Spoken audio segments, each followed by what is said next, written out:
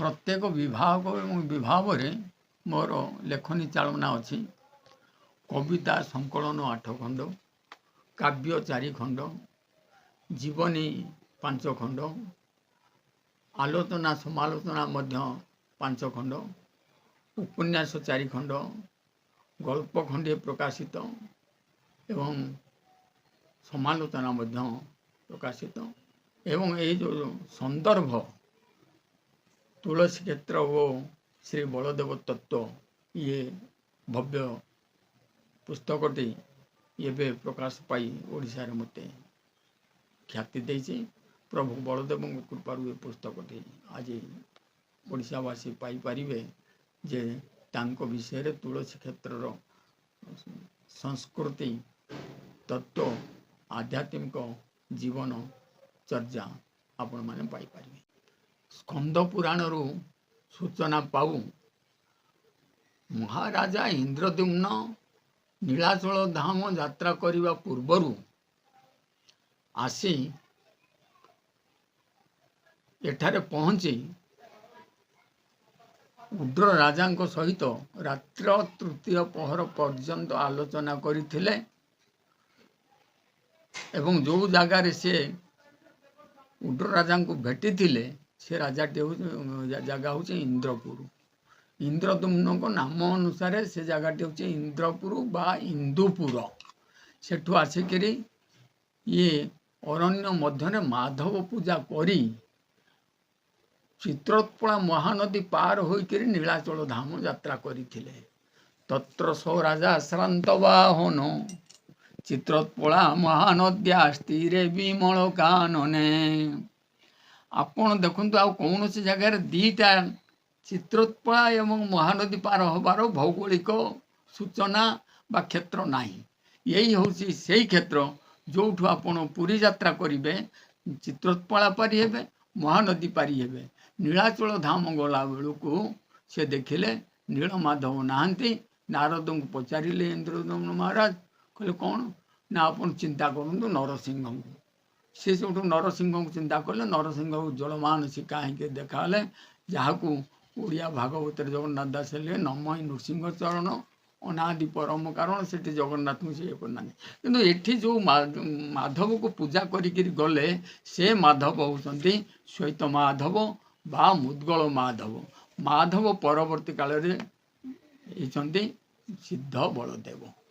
से सिद्ध बलदेवंकर भौमकर वंश माने राजा माने पूजा आरंभ करते। गोटे छोट चतुरस्र मंडप होता 5 धेनुकम अर्थात 75 हाथ लंब 75 हाथ चौड़ार गोटे मंडप।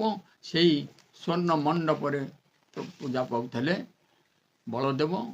तत्पर जजाति केशरी आसिक गोटे छोट मंदिर निर्माण करी बलदेव को पूजा करते। तार बहु वर्ष पर तृतीय अनंग भीमदेव आज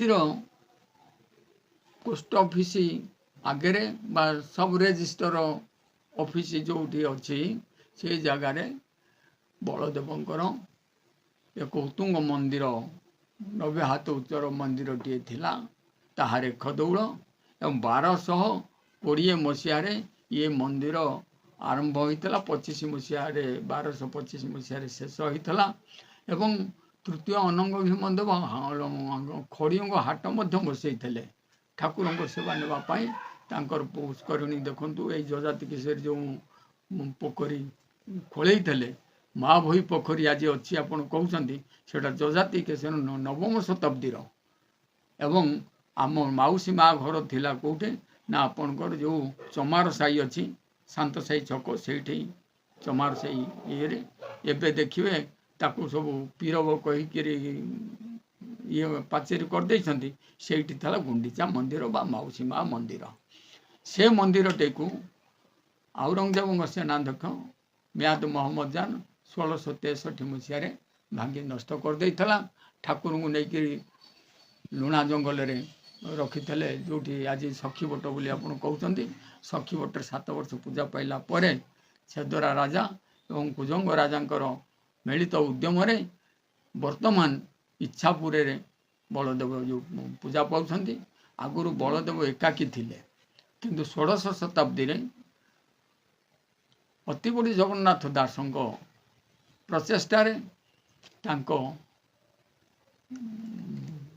ଭାବାଦର୍ଶରେ ସେ ସୁଭଦ୍ରା ଏବଂ ଜଗନ୍ନାଥଙ୍କୁ ଆଣି ବସେଇଲେ। ତୁଳସୀ ପୂଜା କରୁଥିଲେ, ସୁଭଦ୍ରା ନଥିଲେ, ତୁଳସୀ ହେଇଗଲେ ସୁଭଦ୍ରା। ତେଣୁ ପୁରୀ ଧାମ ଅନୁସାରେ ଆମର ଏଠି ମଧ୍ୟ ଜଗନ୍ନାଥ, ବଳଭଦ୍ର, ସୁଦର୍ଶନ ଏବେ ପୂଜା ପାଉଛନ୍ତି। ଇଏ ମନ୍ଦିରକୁ ଆମେ ଶାସ୍ତ୍ର ଅନୁସାରେ ମଣିଶୃଙ୍ଗ ମନ୍ଦିର, ମଣିଶୃଙ୍ଗ ନିବାସିନେ ମଧୁଦଧି କୁଳସ୍ଥାୟ ମଣିଶୃଙ୍ଗ ନିବାସିନେ। ତେଣୁ ମଣିଶୃଙ୍ଗ ମନ୍ଦିର ଇଏ ଛେଦରା ରାଜାଙ୍କର ଜମିଦାରୀରେ ଥିଲା। ଆଜି ମଧ୍ୟ ସେ ଛେଦରା ଇଏରେ ଅଛନ୍ତି। ଏହାର ନାଁ ହେଉଛି ବାରଙ୍ଗଗଡ଼।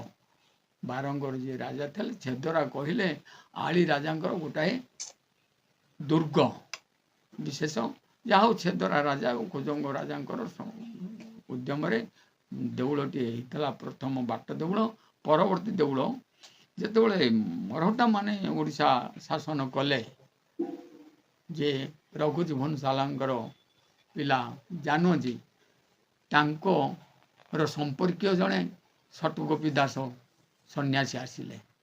ଯାହା ହଉ ସିଏ ବଳଦେବଙ୍କୁ ଦେଖିକିରି ଏତେ ଦୁରବସ୍ଥାରେ ଅଛନ୍ତି, ଠିକ୍ ପୂଜା ପର୍ବଣ ହେଉନାହିଁ, ସେ ଯାଇକରି ଜାନଜୀକୁ କହିକିରି ଆଣି ତାଙ୍କ ଉଦ୍ୟମରେ ଏଇ ଯେଉଁ ବର୍ତ୍ତମାନ ଯେଉଁ ଦେଉଳ ଦେଖୁଛନ୍ତି ପୀଢ଼ ଦେଉଳ, ଇଏ ଦେଉଳ ସନ୍ଥ ଗୋପୀ ଦାସଙ୍କର ଉଦ୍ୟମରେ ଏବଂ ମରହଟ୍ଟା କାଳରେ ହେଇଥିଲା। ପରବର୍ତ୍ତୀ କାଳରେ ଅନ୍ୟାନ୍ୟ ସବୁ ବିକାଶ ହେଇଛି। ଆଉ ଗୁଣ୍ଡିଚା ମନ୍ଦିର, ଚନ୍ଦନ ପୋଖରୀ ଏସବୁ ହେଇଛି। ତେବେ ବଳଦେବଙ୍କ ଇତିବୃତ୍ତ ତ ମୁଁ ଲେଖିଛି ଆମର ତୁଳସୀ କ୍ଷେତ୍ର ଶ୍ରୀ ବଳଦେବ ତତ୍ତ୍ୱ, ଆପଣ ସେଥିରୁ ସବୁ ବିବରଣୀ ପାଇପାରିବେ। ବଳଦେବ ବହୁ ବିଦେଶୀ ଶତ୍ରୁଙ୍କର ଶିକାର ମଧ୍ୟ ହୋଇଛନ୍ତି। କଳା ପାହାଡ଼ର ଆକ୍ରମଣ ହୋଇଛି, କଳା ପାହାଡ଼ ଭାଙ୍ଗି ନଥିଲା, କିନ୍ତୁ ସବୁ ଧନରତ୍ନ ଲୁଟି ନେଇଗଲା। ଆମର ବି ଯେଉଁ ଇତିହାସ ଥିଲା ତାକୁ ମଧ୍ୟ ଧ୍ୱଂସ କରି ଦିଆଯାଇଥିବାରୁ ପ୍ରକୃତ ପ୍ରମାଣ ବା ଇତିହାସ ବଳଦେବଙ୍କର ଅନୁପଲବ୍ଧ।